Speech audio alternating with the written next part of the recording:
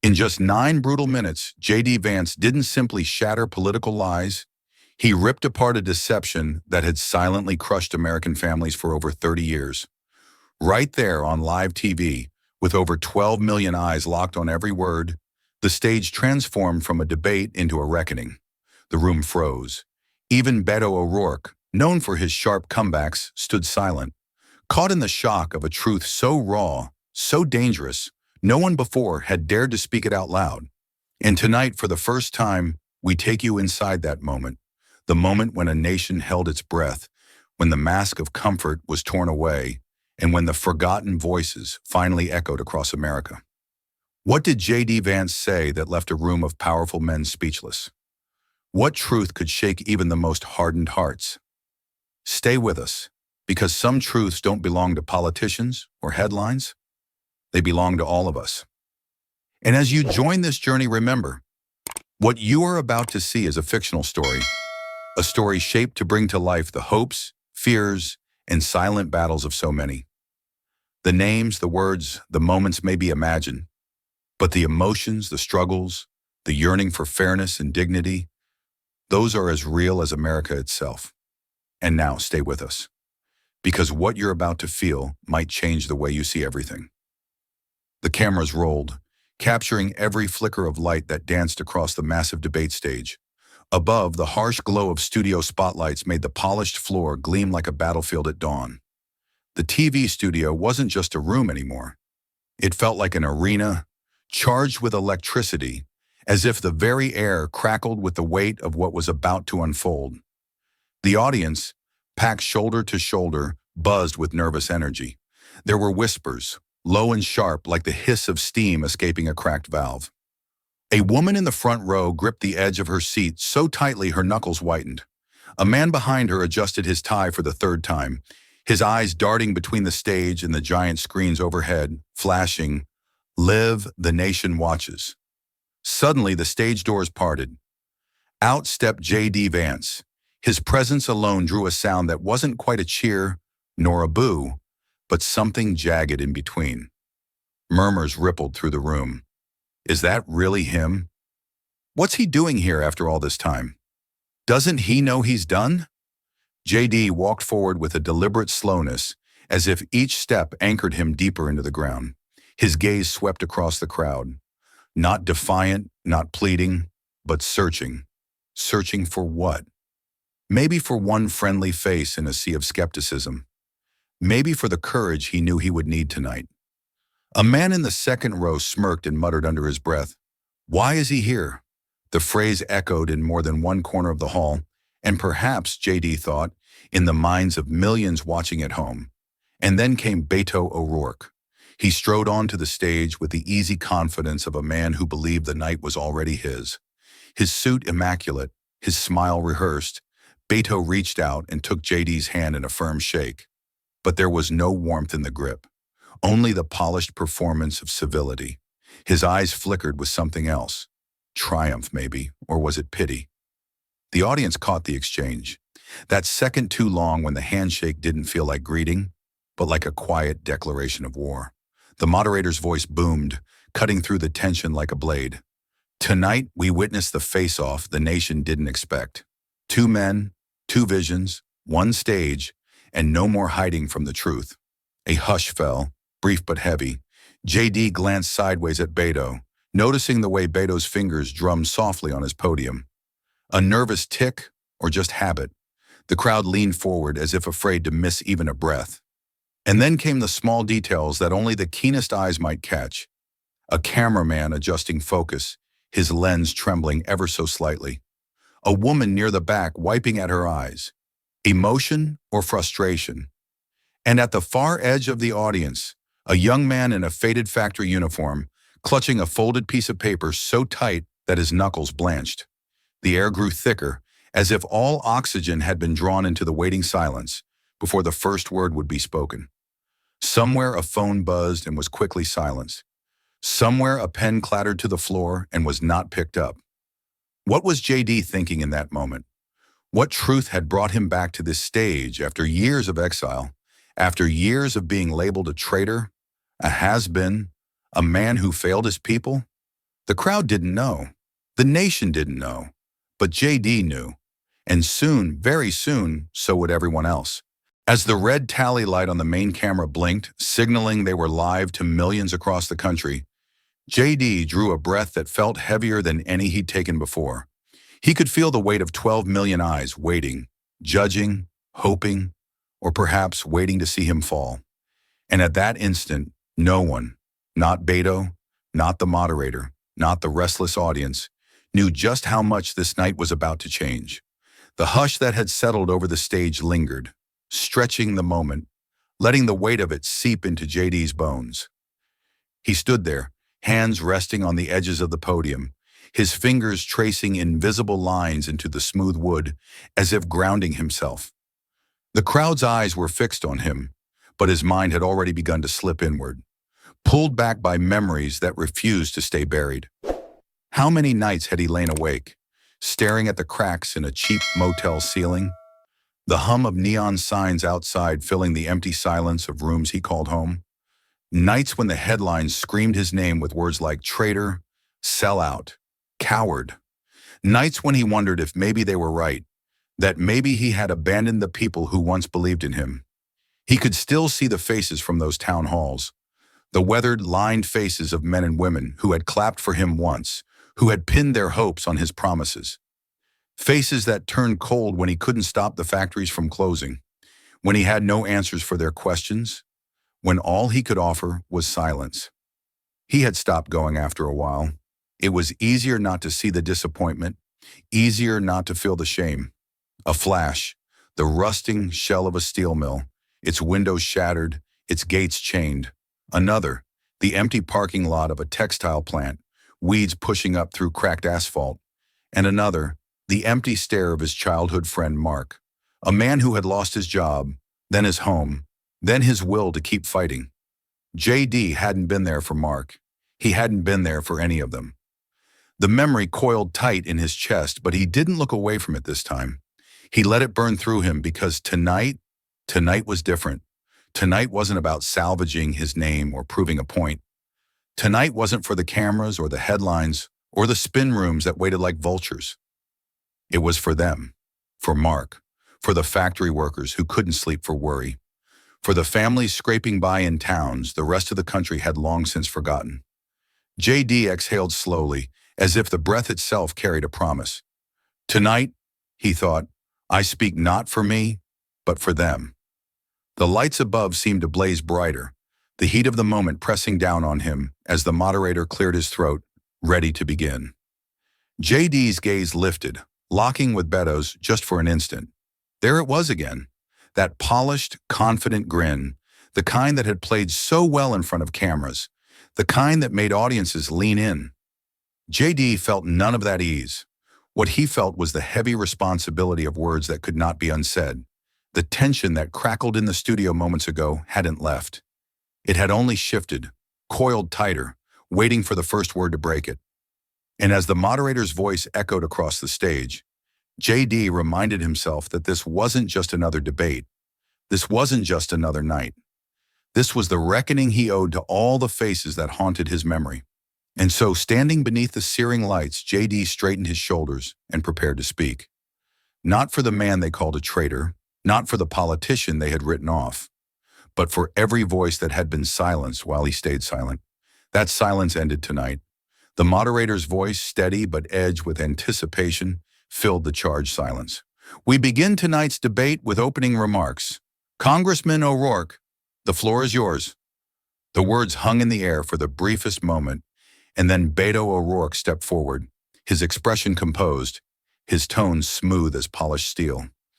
Thank you, Beto began, his voice carrying easily across the room, trained and tuned for moments like this. Tonight I stand before you, proud of the progress this nation has made, a nation that has weathered storms and emerged stronger, more united and more hopeful. We've rebuilt industries, revitalized communities, and reconnected with the values that make America great: opportunity, equality, and dignity for all. There it was, the practiced cadence of a man who knew how to work a room, who knew exactly when to pause, when to lower his voice just enough to sound sincere, when to lift it to draw out applause. Together, he continued, we are writing a new chapter, one where no American is left behind. JD listened, his face unreadable, his hands steady on the podium. But inside, every word Beto spoke echoed against the memories that still clung to him from the moments before. The faces, the empty factories, the funerals with no flowers. His mind replayed the quiet look of Mark, the way Mark had said, I guess this is just how it ends for folks like us, before the weight of the world crushed him completely. The moderator's voice came again, polite but firm. Mr. Vance, your response? JD inhaled slowly, feeling the weight of the moment settle squarely on his shoulders. And then, with a calm that seemed to still even the restless shuffling of the audience, he spoke. Progress for whom, Beto? His voice didn't rise. It didn't need to. The sharpness of the question alone sliced through the polished veneer of Beto's rhetoric. I buried friends who saw none of it. A murmur rippled through the crowd, uneasy, uncertain. The confidence that had filled the studio a moment before began to fray at the edges. JD could sense it, see it in the way heads turned toward him, in the way the moderator's eyes widened slightly, as if realizing that the night's script might not go as expected. JD's gaze swept across the hall, not seeking approval, but demanding attention. While we celebrate charts and speeches, there are towns that have been erased from the map, not by flood or fire, but by neglect. His voice stayed level, almost too controlled, as if he knew that letting the emotions show now would cost him the clarity he needed. I've stood at the edge of those empty mills. I've sat with families who had to choose between heat or food. That's not progress. That's abandonment. Beto shifted just slightly, his fingers drumming once more on the side of the podium. He opened his mouth as if to interject, but stopped. The audience, sensing the shift in the energy of the room, grew quieter, leaning forward as if afraid to miss what might come next. JD continued, his words deliberate. You speak of unity, Beto, but unity built on forgotten promises and forgotten people is no unity at all. You say no American is left behind. I've seen entire towns left behind, entire generations. The tension thickened, the polished stage now feeling less like a place of performance and more like a battleground of truce. The cameras stayed fixed on JD, capturing the intensity of his stare, the quiet fire beneath his words. And in that moment, something shifted, not just on the stage, but in the hearts of those watching, both in the room and across the nation. JD's words still seemed to hang in the air long after he fell silent, their weight settling like dust on the stage, on the audience, on Beto himself. But even as the studio lights glared and the cameras stayed fixed on him, JD's mind drifted, pulled back into the long, hollow years that brought him to this night. Because his stand tonight didn't begin on this stage. It began in the empty streets he'd walked, in the hollowed-out towns he couldn't save. He remembered the first of those nights, stepping out of his car into a town that felt more like a ghost than a place. The smell hit him first, the acrid tang of rust and stale rain, the kind of scent that clung to everything long after the rain had dried. The buildings loomed like empty shells, their windows boarded or broken, their paint peeled back by time and neglect. A swing set at the edge of a cracked playground creaked in the cold wind, moving as if pushed by unseen hands. JD had walked those streets in silence, boots crunching on broken glass and gravel. He passed the hollow factories, their gates chained and padlocked, their signs faded and half-hanging, and in every empty window he thought he saw the faces of those who had once worked there, once laughed there, once believed there was a future worth building. It wasn't just one town, it was dozens. Towns where the grocery stores had long since closed, where the only light came from neon signs blinking in the windows of bars that stayed open because hopelessness was good for business. He'd sit in those bars sometimes, nursing a cup of bad coffee, sharing quiet meals with men and women who spoke in low voices about the jobs they'd lost, the children who'd left, the futures that felt stolen. And that was where he met Daniel Foster. JD could still see him, a big man, shoulders stooped, hands calloused and stained from years in the mills. Daniel had been laid off 6 months before. His boots were worn, his coat too thin for the chill that seeped into everything. But it was his eyes JD remembered most. Not angry, not bitter, just tired. So deeply tired. They'd shared a meal, a plate of eggs and toast that neither of them really touched.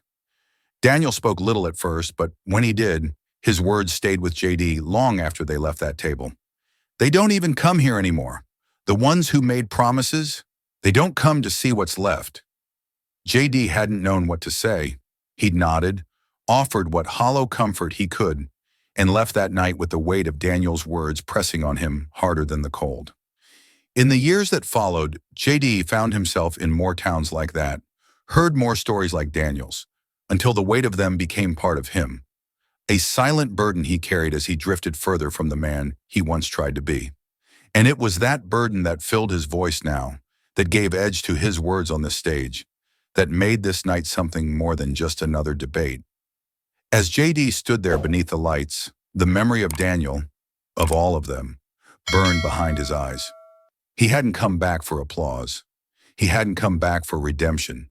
He had come back because he could no longer bear the weight of exile, because silence had cost too much.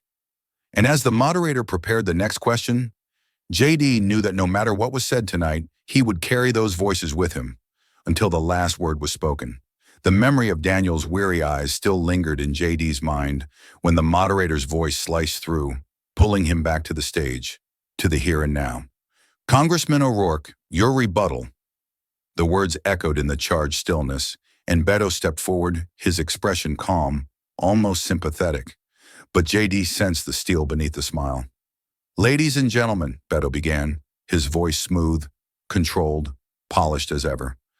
"My opponent tonight speaks of abandonment, of betrayal, of towns left behind. But let's not forget, it was J.D. Vance himself who stood before Congress, who supported trade policies that fast-tracked the very job losses he now mourns. It was J.D. Vance who helped pave the road that led to those empty mills, those boarded-up homes." The blow landed hard.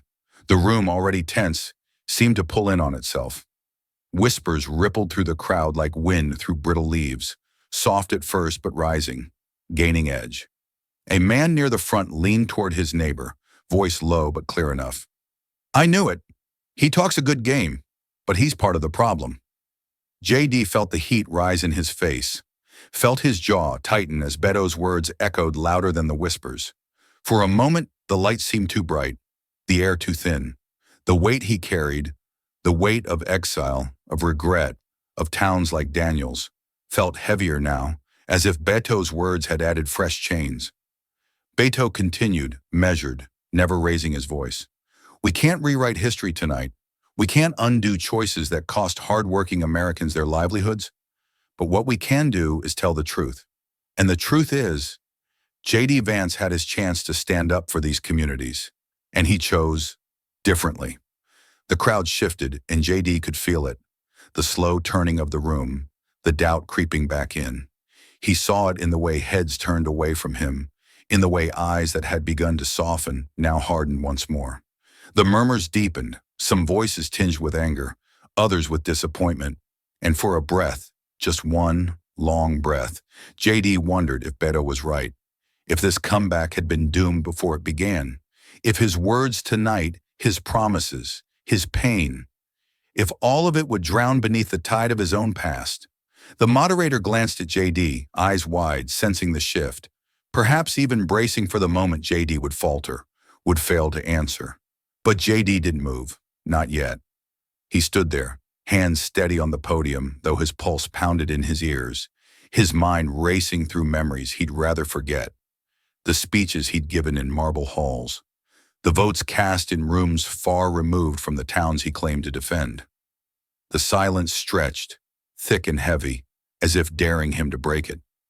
And in that silence, JD knew the next words from his mouth would decide not just the night, but the road ahead. For him, for Daniel's family, for every town he carried with him. The first blow from Beto had landed. Hard, but the fight was far from over. The silence that followed Beto's strike felt endless, as if the room itself waited to see whether JD would stand or fall. JD could hear the low hum of the cameras, the soft shuffle of feet, the breathless anticipation of millions watching beyond these walls. His heart pounded against his ribs, each beat a reminder of the weight he bore. And in that heartbeat of doubt, something unexpected rose. Not the instinct to defend, not the reflex to deny, but the quiet voice of memory. Daniel's voice. JD could hear it as clear as if the man stood beside him. That night in the small-town diner, the plate of cold eggs untouched between them, Daniel's words had cut deeper than any headline or insult ever could. "They don't come here anymore," he'd said, "the ones who promised." And JD had promised himself that night, silently, fiercely, that if he ever found his voice again, it would be for Daniel, for men like him, for the children who stared out of cracked windows wondering if their world would ever feel whole. He saw those kids' faces now, the hollow hope in their eyes, the way they clutched their mother's hands as if that might keep the world from falling apart. JD drew a breath, slow, steadying, letting the memories root him, and then, his voice low but clear, he spoke. "You're right, Beto." The room shifted, not in noise but in feeling, a subtle, collective pause, as if no one had expected that. JD continued, his gaze steady, his hands firm on the podium. "You're right, I failed. I made choices that hurt the very people I meant to protect. I thought I was doing what was best. I thought I could balance the needs of many, but I was wrong." The crowd quieted further, the earlier murmurs fading into attentive silence. JD's voice gained strength, not in volume, but in resolve. "And I have lived with that failure every day since. I have walked those empty streets, I have looked into the eyes of the families I let down, and I have carried that weight. Not because I was caught, not because I was called out, but because I knew I'd turn my back when they needed me most." He paused, not to collect himself, but to let the truth of his words settle where no rhetoric could reach. His next words came softer, but somehow rang louder than any shout. "But I have learned, and I will not fail them again." The cameras caught it, not just the words, but the way JD's shoulders squared, the way his eyes no longer flickered with doubt, but burned with something deeper. In the crowd, the mood began to shift. The skepticism that had shadowed JD's return wavered, replaced by something more dangerous, more powerful: attention. The audience leaned in, drawn not by polish or performance, but by the rawness beneath the words. Even Beto seemed to hesitate, his practiced smile faltering for just an instant, as if the ground had shifted beneath his feet. JD continued, his voice steady. "This isn't about saving face. It's not about winning a debate. It's about standing up finally for the people I should have stood for all along. The question isn't whether I failed before. The question is whether I have the courage to do better now." And I do. The tension in the room remained, but its nature had changed. Where once it crackled with suspicion, it now hummed with possibility. JD had taken the first step back from the edge, not with defiance, but with humility. And for the first time that night, the crowd wasn't just hearing him. They were listening. The room held its breath as JD's final words settled over the crowd like the first drops of rain before a storm. He could feel the shift, subtle but real. For the first time that night, the audience wasn't looking at him as a man on trial. They were seeing him as a man who had bled, stumbled, and stood back up. The moderator opened his mouth to speak, but JD raised a hand slightly, his gaze steady. "If I may," JD said, his voice calm but firm, "I think the country deserves more than just words tonight." Without waiting for permission, he turned toward the screen behind him. With a subtle nod to the tech team, the stage lights dimmed just enough for the projection to come alive. Stark, cold charts illuminated in the darkened studio. "This is not opinion," JD began, his voice measured, the fire beneath it now honed like a blade. "This is fact." The first chart appeared, a simple timeline, but brutal in its clarity. It showed the decline of manufacturing jobs over 2 decades. The steady erosion at first, then the sharp plunge in the years following the trade pact Beto had just mentioned. A second chart overlaid plant closures across the country, each point a town, a community, a promise broken. JD didn't raise his voice. He didn't need to. The data spoke loud enough. "Every point on this chart," he said, isn't just a statistic. It's a family that lost its income, a child who watched the light go out in their parents' eyes, a funeral without flowers because there was nothing left to buy them with. The audience was silent now, not out of politeness, but because they couldn't look away. On the screen, images began to play. Short, grim videos of shuttered factories, weeds growing through cracked loading docks, playgrounds rusting beside empty parking lots. A mother pushing a stroller past a boarded-up main street. A man locking the gates of a plant for the last time. "These aren't numbers," JD said again, his voice quieter now, carrying more weight. "These are funerals without flowers." He turned, not toward the moderator, but toward Beto. And for the first time that night, JD saw it. The crack in Beto's armor. The smile Beto had worn like a shield began to falter, just at the edges. His fingers, once casually resting on the podium, now gripped it tightly, the knuckles paling under the strain. JD didn't press the advantage with mockery or scorn. He let the silence after his words do the work, let the images behind him speak truths no polished speech could mask. Beto shifted, tried to summon the familiar ease that had carried him through countless debates, countless interviews. His lips curled into what might have been a smile, but it didn't reach his eyes. And those fingers, they stayed clenched, as if holding on to something slipping from his grasp.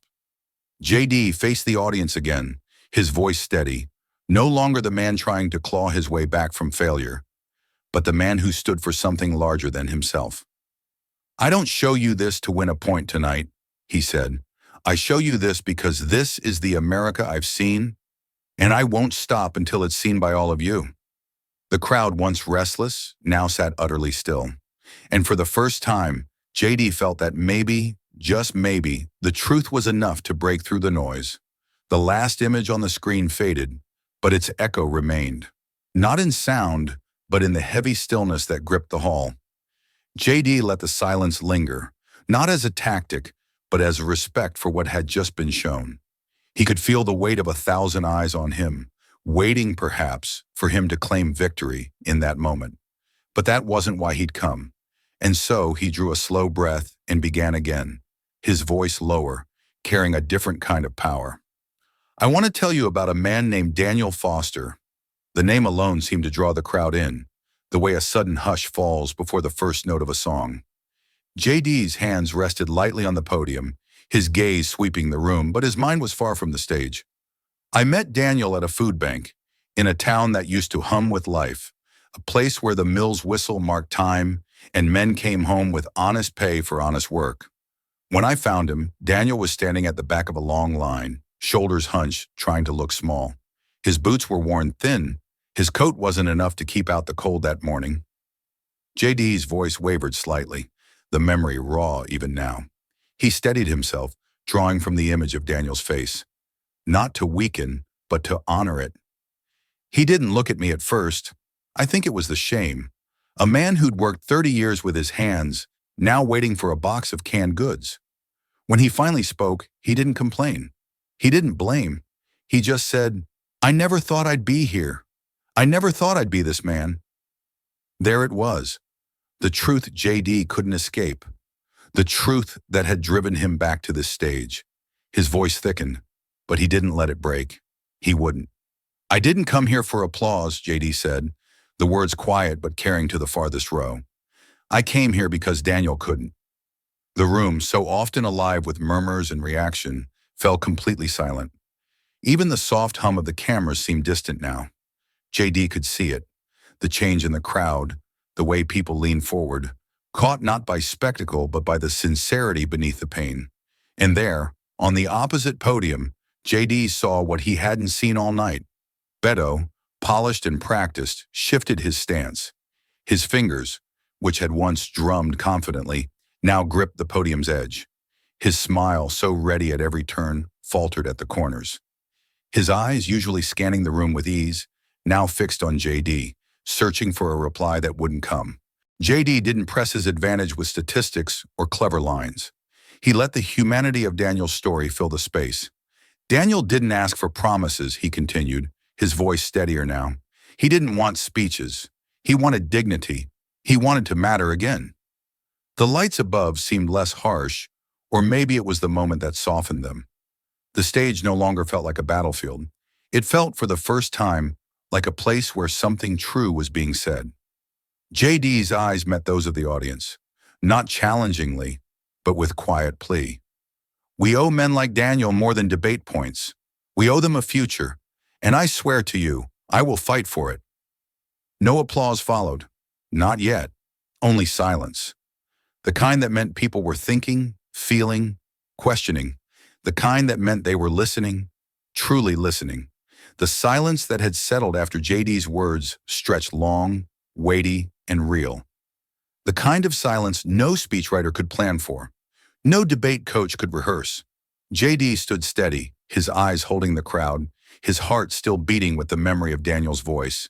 And then, as if sensing that the quiet had lasted too long, that he needed to seize the moment back, Beto straightened, cleared his throat, and stepped forward.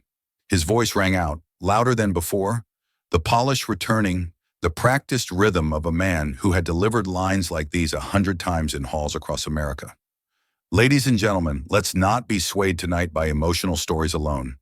Let's remember who we are as a nation, a people who look outward, who lead the world through partnership, through trade, through shared values that lift all boats. JD stayed still, saying nothing. The crowd didn't stir.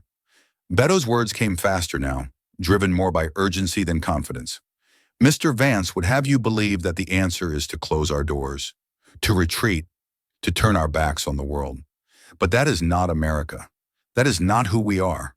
We are strongest when we stand with our allies, when we embrace opportunity beyond our borders. There was once a time when such words would have drawn applause, nods of approval, pride. But tonight, in this hall, they felt thin, as if the warmth had drained out of them. The crowd shifted, but not in agreement, in discomfort. Murmurs rose, soft at first, then more distinct. "Sounds good, but what about here?" someone whispered, just loud enough for others to hear. "Allies don't feed my kids," another voice added, bitterness sharp beneath the breath. Beto pressed on, perhaps not hearing, or perhaps hoping he could drown it out. His hands gripped the edges of the podium now, knuckles whitening. We can't let fear dictate our future. We can't let regret define our policies. We move forward by building bridges, not walls, by seeing the world not as a threat, but as a partner. But even as the words left his mouth, Beto seemed to realize they weren't landing. The crowd wasn't leaning in. It was pulling back. The faces before him no longer reflected admiration or inspiration. They reflected doubt, weariness, frustration. JD remained silent. He didn't smirk. He didn't interrupt. He simply let Beto speak. Let him fill the air with words that, tonight, no longer held the power they once did. He let Beto's defense become its own undoing. The moderator glanced between the two men, sensing the shift in the room. The script of the night was changing, not in the prepared talking points, but in the hearts of those watching. Beto's voice faltered, just for a second, as he realized that the passion in his words wasn't being met with passion in return.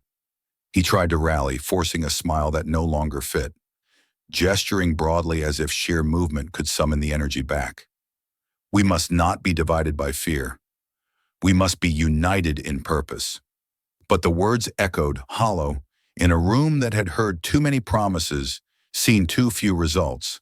The murmurs grew, not loud but steady, like the first rumble of a storm that would not be ignored. And JD, still silent, watched, not gloating, not triumphant, but patient, because he knew that sometimes the most powerful strike was the one you didn't have to throw yourself. The murmurs that had swelled during Beto's faltering defense faded into a strange, uneasy quiet. The room felt suspended, as if everyone present had realized that words alone would no longer carry the night. JD stood motionless for a heartbeat longer, letting the weight of the moment sink into the bones of the crowd. Then, with slow, deliberate purpose, he reached into the inside pocket of his coat. The sound of fabric rustling was louder than it should have been in the hush that filled the hall. His fingers closed around something soft, worn. When he drew it out, the lights overhead glinted off creases and frayed edges. A folded letter. Paper so crumpled, it looked as if it had been clenched in a man's fist through too many sleepless nights.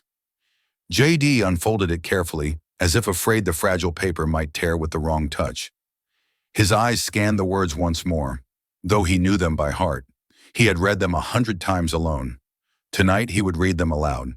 His voice, when it came, was steady, but carried the ache of a man bearing not just his own sorrow, but the sorrow of another. This is Daniel Foster's letter, the last one he wrote before. JD's words caught for a fraction of a second, but he pressed on. Before he was gone, he drew a breath and began to read. If anyone ever listens, tell my kids I tried. Tell them I worked as hard as I could. Tell them I loved them more than anything, and I'm sorry I couldn't do more. I'm sorry I wasn't enough. A pin-drop silence fell over the hall. Gone were the polite murmurs, the shifting feet, the subtle coughs. The room felt frozen, held by the simple, heartbreaking power of those words. JD lowered the letter slightly, his eyes sweeping the faces before him. And in those faces, he saw what he had hoped for and feared he would never find again. Understanding. The moderator, always composed, always the neutral guide, blinked rapidly as moisture glistened at the corners of his eyes. His fingers fidgeted with his pen, as if holding it could anchor him. In the front row, a woman pressed her hand to her chest, fingers splayed as if to steady a heart suddenly too full. Her eyes shimmered, fixed on JD, but perhaps seeing someone else. A husband, a brother, a son. JD's voice softened further, the edges of it worn by emotion but not broken. This wasn't written for a debate stage. It wasn't written for politics. It was written because a father didn't know how else to leave his children something that mattered. He folded the letter again, gently, as if laying it to rest. The weight of the paper felt heavier now, as if it carried not just Daniel's words, but every unspoken plea of men and women like him across the country. I didn't come here tonight to win points, JD said, voice quiet but resolute. I came because I owe Daniel that much. I owe his kids that much. I owe every child waiting for a future we promised them, and haven't yet delivered. The cameras panned slowly across the hall, capturing faces changed by the moment. Faces no longer hardened by cynicism, but softened by something deeper. Recognition of a shared pain, a shared responsibility. And for the first time that night, no one looked to Beto for the next word. All eyes remained on JD, on the crumpled letter in his hand, on the truth no one could unhear. For a few heartbeats, the hall felt like the only place in the world where time still moved. The letter, the voice that carried it, the truth it held, all of it hung suspended in the thick, expectant silence. But beyond the studio walls, the nation was already stirring. In newsrooms from coast to coast, producers barked orders. Clip that, now get it up, use them everywhere. Editors scrambled to overlay subtitles on JD's words, even as they echoed off the studio walls. Social feeds lit up like wildfire in dry brush. Hashtag Daniel Tried began to trend within minutes, as viewers from living rooms, bars, break rooms typed out their stunned reactions. This is different.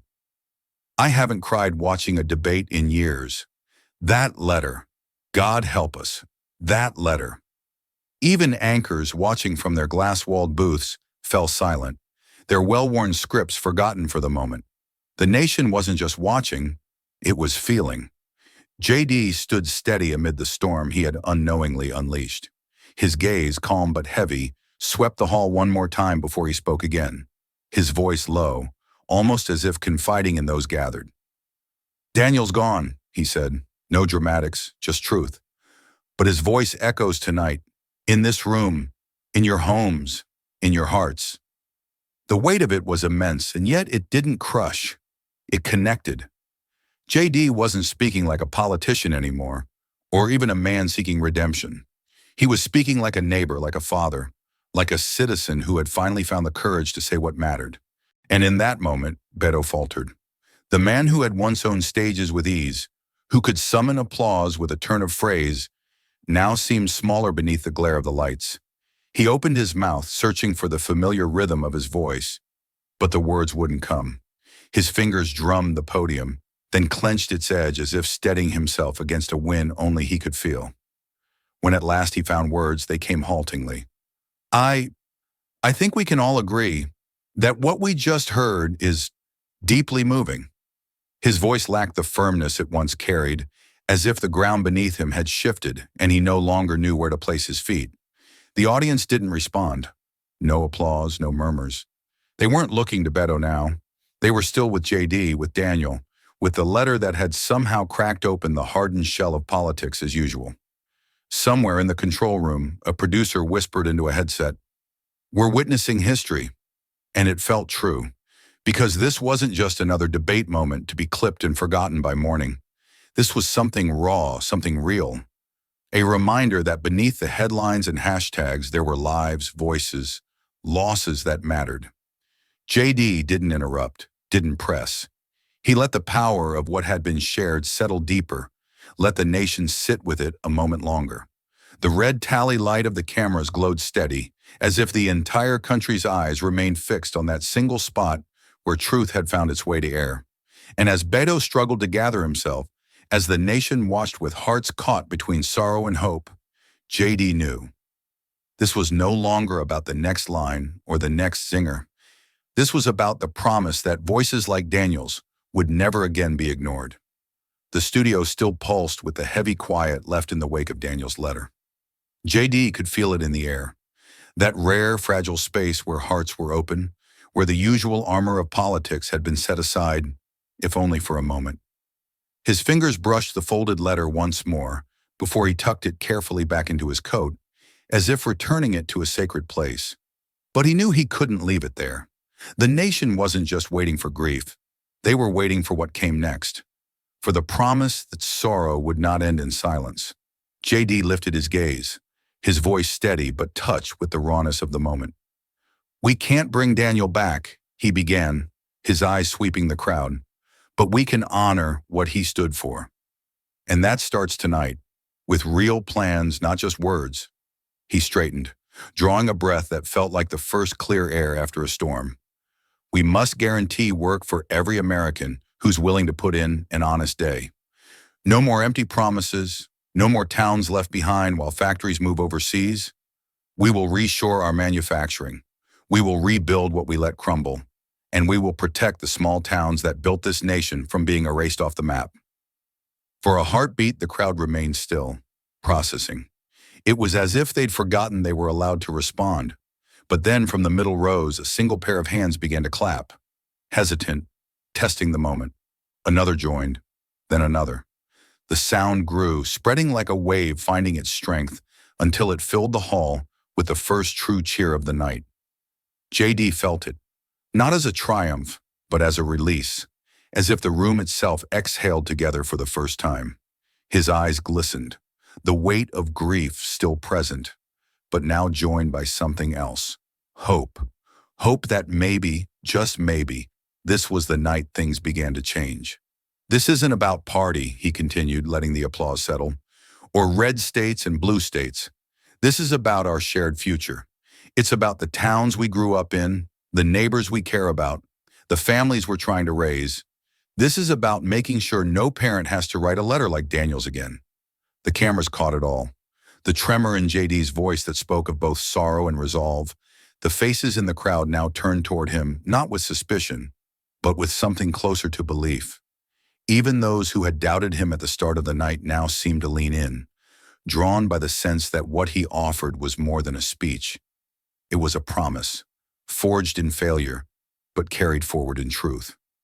Beto stood frozen, hands still gripping the podium, watching as the crowd that once would have cheered him turned their hearts elsewhere. JD didn't look his way. This wasn't about defeating Beto. This was about lifting up what had fallen. "We owe it to Daniel. We owe it to all of them," JD said, his voice steadying as the last echoes of applause faded. "And I won't stop until we make it right." And for the first time all night, the cheer rose again, stronger now, as if the crowd, and perhaps the nation, had decided it was ready to hope again. The applause still echoed faintly, like the last ripple of a stone cast into deep water. JD let it fade, not rushing to speak again, not pressing the moment. His chest rose and fell in a steady rhythm, his eyes scanning the crowd. Faces no longer hardened, no longer distant. Faces that, for the first time in a long time, seemed ready to believe in something better. But Beto felt it too. That shift, that dangerous drift of hearts and minds away from his corner of the stage. And so he struck. Beto's voice cut through the lingering quiet, sharper now, stripped of the polish it once carried. "Ladies and gentlemen, let's call this what it is," he said, the edge in his tone unmistakable. "This isn't about Daniel Foster. This isn't about rebuilding towns. This is theater, a well-rehearsed act meant to tug at your heartstrings while hiding the truth." JD didn't flinch. He let the words hang, let them settle over the hall like a bitter wind. Beto pressed on, his voice rising, urgency bleeding through. "Mr. Vance doesn't care about those families. He doesn't care about those factories. He cares about this." He gestured broadly at the cameras, at the lights, at the crowd. About power, about climbing back into the seat he lost, about polishing his image so he can sit in office again and make the same choices that gutted those towns in the first place. The tension tightened, thick and almost tangible, as if the air itself had weight. The crowd shifted, but not in the way Beto might have hoped. Where before they might have nodded along, now they sat still, watching, listening, weighing his words rather than swallowing them whole. JD stood silent, his hands resting lightly on the podium, his posture calm. He made no move to interrupt, no move to defend. Not yet. The power of Beto's attack was not in its volume, but in its desperation, and JD knew it. Beto tried to summon the fire that once rallied rooms to his side. "Don't be fooled by a folded letter and a trembling voice," he said, his finger jabbing at the air. "This is politics at its most cynical. This is a man playing a part, hoping you'll forget who he really is." But the crowd didn't murmur agreement this time. Instead, the silence deepened, as if those present, and the millions watching beyond, understood that this was no longer about applause lines or clever retorts. This was about truth, and they wanted to see which man could hold it without blinking. JD's eyes stayed steady on Beto, but he said nothing. He let Beto's accusations hang in the air, let the audience feel their weight, their intent, their hollowness. He could sense the moment, fragile, dangerous, but his to lose if he moved too soon. The moderator glanced between them, sensing the shift, the raw tension of two men standing at the edge of something larger than a debate. Beto's shoulders were tight, his breath quickened, his fingers still clenched at the podium as if afraid to let go. And JD waited, not with smugness, not with scorn. He waited because he understood. Sometimes the most damning answer to an attack is to let it echo unanswered, so that its emptiness reveals itself. The hall still thrummed with the tension left by Beto's accusations. The silence that followed his last words wasn't the silence of agreement, nor was it the silence of outrage. It was the stillness of a crowd waiting to see if what they'd begun to feel for JD Vance would hold or crack under the weight of doubt. The cameras held on him, the lights casting sharp edges along his face, but JD didn't move for a breath, or two. And then, slowly, he stepped out from behind the podium. The sound of his shoes on the stage floor, a soft, deliberate rhythm, echoed in the quiet. He didn't rush. He didn't pace. He walked forward, closing the distance between himself and the people seated before him, until it felt less like a debate and more like a conversation. His eyes met theirs, not all at once but one by one, as if trying to see each person as fully as they were seeing him. When he spoke, his voice didn't rise to fill the hall. It softened, inviting the crowd to lean in rather than pushing them back. "I don't care if you cheer me tonight," JD said, the words simple, but carrying the weight of everything that had led to this moment. "I don't care if you believe I'm a good man. I don't care if you believe I deserve another chance. What I care about is this. If you go home tonight and forget Daniel, then we all failed." The room seemed to draw tighter around him, as if the very air had thickened. There was no flash, no flourish, no spin in what he said. Just the raw edge of truth, of a man who had stripped away the armor of politics and stood bare before them. JD let his words settle, let them find their place in the hearts of those watching. His eyes glistened, but not with the performance of tears meant to sway. These were the tears of a man who had carried regret too long, who now offered it not as a shield, but as a bridge. Daniel didn't need a savior, JD continued, his gaze steady, his voice gaining strength from the quiet. He needed a country that remembered him before it was too late. And so does every other family still waiting for us to do right by them. That's why I'm here. Not to be cheered, not to be forgiven, but because I can't stay silent anymore. The crowd didn't move at first, caught between the instinct to respond and the need to absorb what had just been laid bare. And slowly, something shifted. Eyes that had been narrowed in judgment softened. Arms that had been crossed in skepticism loosened. JD no longer looked like a man fighting for office. He looked like a man fighting for something far greater. For decency, for memory, for a chance to make wrong things right. Even Beto, who only moments before had stood tall behind his words, seemed smaller now. His hands rested limp on the podium, his expression caught somewhere between frustration and uncertainty. JD took one final step closer, close enough that those in the front rows could see the lines of strain on his face, the depth of sincerity in his eyes. "Don't remember me," he said, his voice soft but firm. "Remember him. Remember them. And let that memory move us to action."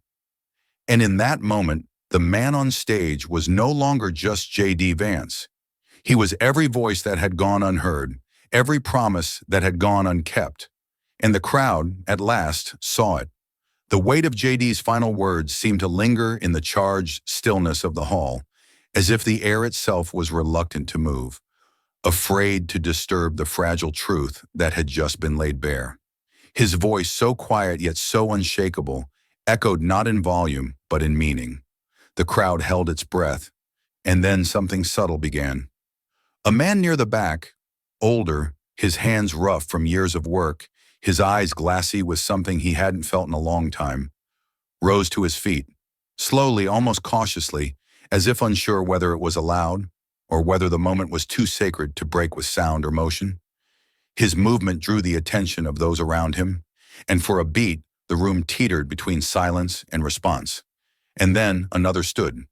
A woman in the middle rows, clutching the strap of her worn handbag, her gaze fixed on JD as if seeing him, really seeing him, for the first time. The energy shifted, subtle at first, like the first breeze before a storm. A murmur ran through the audience, not of discontent, not of skepticism, but of something closer to awakening.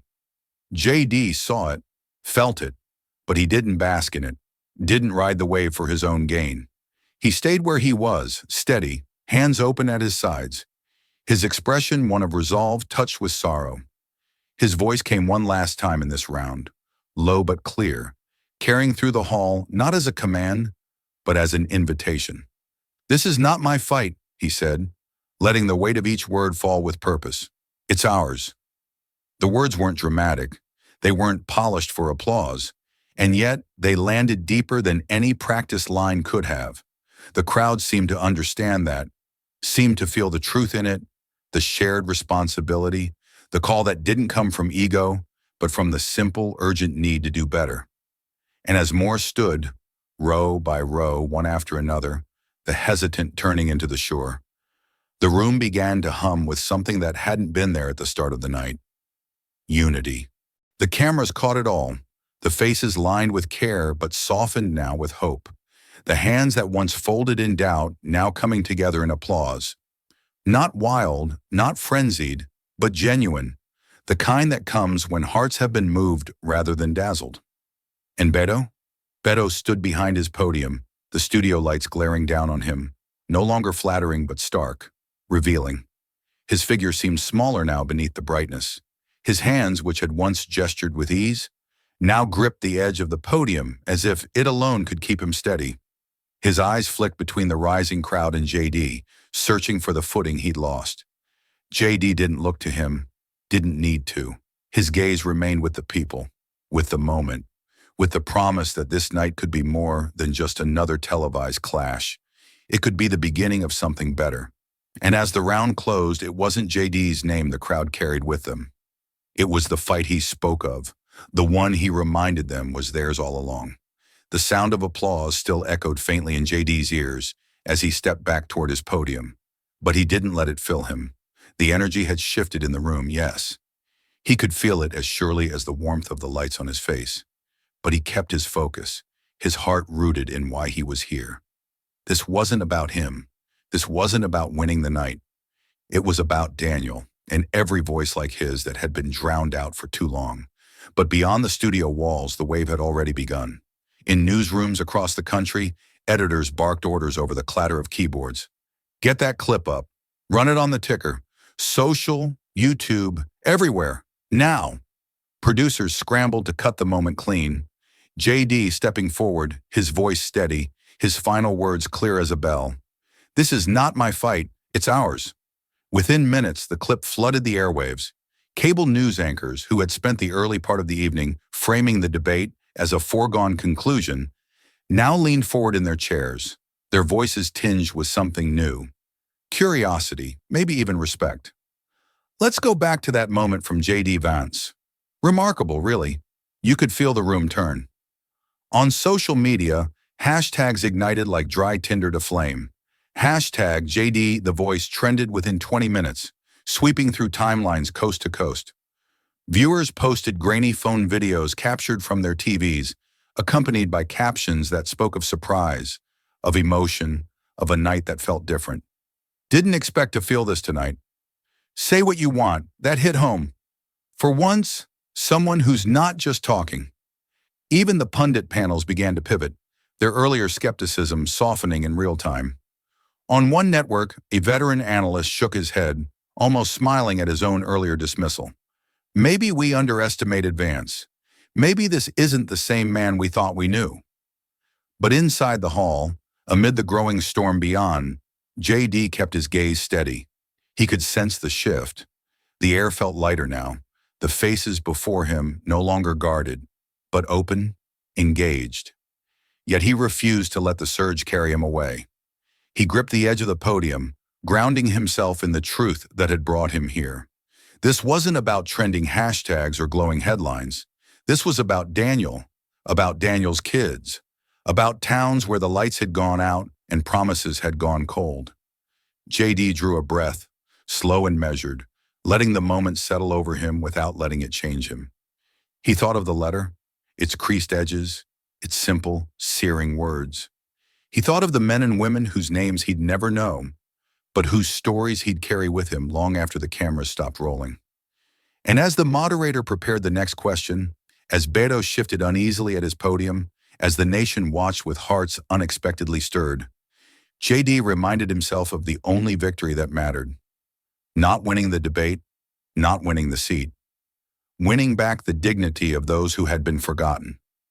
The moderator's voice, slightly shaky from the charged weight of the night, invited Beto to respond. The pause between the invitation and Beto's first word felt longer than it was, a beat where the room, the nation, seemed to hold its breath. Beto straightened, his fingers releasing the podium's edge, his shoulders squaring as he tried to summon the confidence that had once carried him through debates like this with ease. His voice, when it came, was strong at first, the practiced cadence of a man who had delivered 1,000 speeches. I want to remind all of us tonight, Beto began, that this is a nation built on unity, not division. We are strongest not when we point fingers, but when we join hands. Mr. Vance speaks of pain, of sorrow, of promises broken. But we cannot heal by reopening old wounds. We cannot move forward by tearing at the fabric of who we are. His words filled the hall, but somehow they felt lighter than they should have, as if the strength they once carried had been sapped by the night's raw truths. America is not a place of despair. It is a place of hope. It is a place where we build together, not where we wall ourselves off in grief and regret. Beto's hands moved as he spoke, the familiar gestures meant to punctuate his passion. We cannot let ourselves be divided by sorrow. We must be united in vision. But as his speech stretched on, the energy he tried to summon didn't catch. Even among his supporters, the faces that had once beamed with pride now looked strained, unsure. Some shifted in their seats. Others glanced toward JD, toward the man who had bared his soul and asked for nothing in return. Beto's voice grew louder, as if volume could fill the space sincerity had left. We are better than this. We are better than fear, better than blame. And I ask you, all of you, to reject the politics of division tonight and choose instead the path of unity. The words echoed, but no wave of applause followed. The room stayed still, the silence more telling than any cheer could have been. The power of grand phrases had slipped from Beto's grasp, and what remained felt hollow beside the raw honesty that had reshaped the night. Beto saw it, the distance in the crowd's eyes, the soft murmur of uncertainty where there once would have been approval.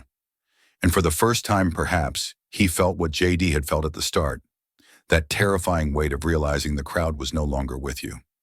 JD didn't move. He didn't need to. The night and its truths were speaking louder than any final gambit could. The final echoes of Beto's plea for unity faded into the stillness, their force drained by the night's raw truths. JD stood motionless for a breath, letting the weight of Beto's words settle and reveal their hollowness. The room, the nation watching beyond, waited.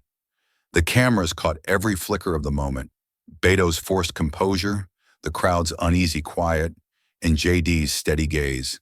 Then JD lifted his chin, his eyes finding the camera lens, as if he could look through it and meet each person watching, one by one, in their living rooms, their kitchens, their night shifts. His voice, when it came, didn't rise in anger or drama. It carried the clarity of something final, something true.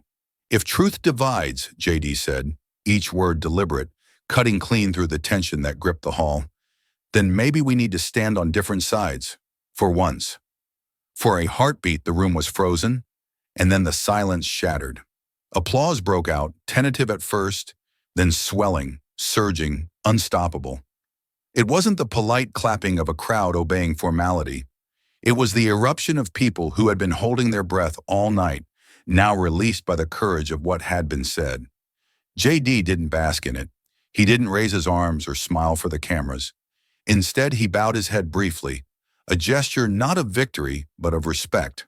For Daniel, for every forgotten voice, for the weight of the moment that wasn't his alone to claim. The cameras caught that too, the quiet dignity of a man who knew the fight wasn't over, but who, at least tonight, had spoken for those who couldn't.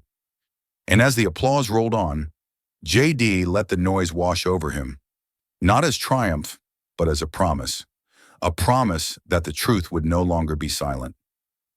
The morning sun broke over the horizon, casting a soft glow on a nation still stirring from the shock of the night before. News anchors spoke in hushed but urgent tones, the gravity of what had transpired settling in across breakfast tables, bus stops, and factory floors. Headlines blazed across screens and front pages alike. The debate that shook America. Vance's stand. A nation listens. From forgotten to forefront, the letter that moved millions. But while commentators dissected every word, every pause, every glance from the night, JD chose no podium, no studio interview, no celebratory gathering. Instead, he drove alone down a quiet country road, the tires humming a steady rhythm against the asphalt, the radio silent. His mind replayed the debate in fragments. Daniel's name, the letter's fragile paper, the crowd rising one by one. But what filled him most was the promise he knew he had to keep. The house was small, the yard tidy in the way that speaks of care despite struggle. JD parked at the edge of the drive, stepping out slowly, his heart heavier now than it had been beneath the bright lights. He approached the door, and before he could knock, it opened. Daniel's widow stood there, framed by the soft morning light, her face lined with sleepless nights and too many hard years. For a moment, they simply looked at each other. No words, just the quiet understanding of shared loss. Then she reached out, clasping his hand between hers, rough and warm. Her voice was low, thick with feeling but steady. You gave him peace he never found alive. JD swallowed hard, his own words caught beneath the weight of hers. He nodded, the promise unspoken between them, that this would not end in that house, or that letter, or that night.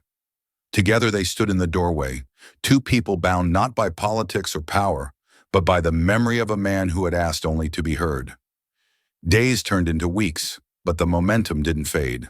The promises made beneath the debate lights became commitments inked on policy drafts, on town charters, on orders signed in offices where too long the forgotten had gone unmentioned.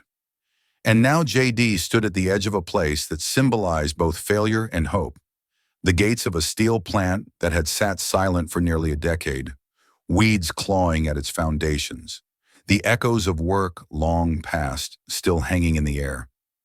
But today was different. The gates stood open, not in surrender to decay, but in welcome to rebirth.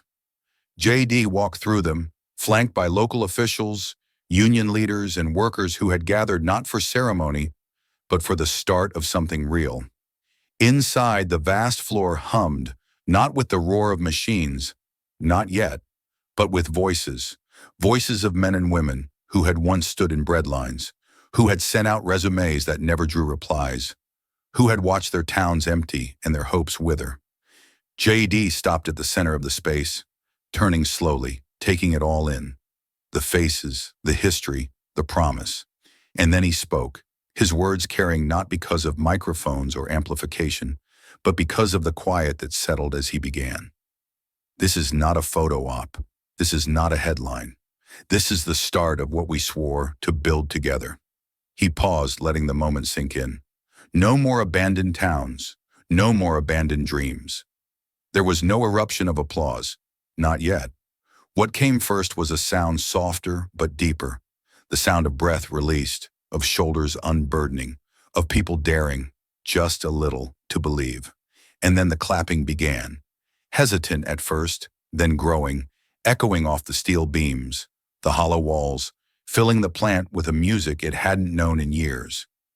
JD let it wash over him, not as triumph, but as responsibility renewed. This was only the beginning. In the quiet of his office, JD stood alone, a small framed piece of paper resting in his hands. The letter's creases were worn, its ink faded slightly by time and touch, but its words still burned clear. He had read it again that morning, as he would read it many times in the days ahead. Carefully, he placed the frame on the wall, above his desk, where it would be the first thing his eyes found at dawn, and the last before he left each night. The letter wasn't for show. It wasn't a relic. It was a reminder of failure, of promise, of the cost of forgetting. He stepped back, the frame catching the afternoon light, casting a soft shadow on the wall. The office was simple. No grand portraits, no gilded furniture, just the tools of the work that lay ahead. And now at its heart, the words of a man who had once felt invisible. JD turned from the wall, moving to the window that overlooked the town square below. The town was small, like so many he had driven through, walked through, spoken of and for. The square's brick paths wound around benches and old oaks, the morning's warmth giving way to the crisp edge of evening. JD opened the door and stepped outside, letting the quiet greet him. He walked without destination, without rush, his steps steady, his thoughts full. As he crossed the square, the sun dipped low, its light casting the town in gold, as if for this moment it too remembered what it meant to hope. He paused at the center of the square, his gaze lifting to the horizon where the first lights of the coming night flickered on. The path ahead would not be easy. The work was only beginning, but tonight at least, the nation had begun to remember.